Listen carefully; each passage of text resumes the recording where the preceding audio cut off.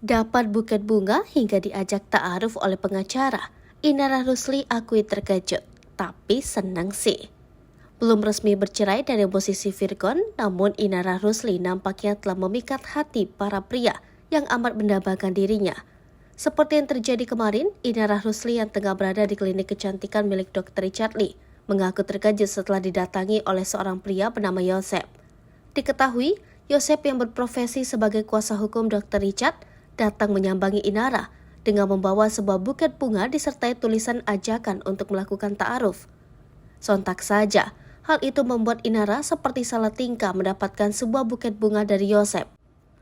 Inara Rusli mengaku terkejut hingga tak berpikir bakal ada yang memberikan surprise.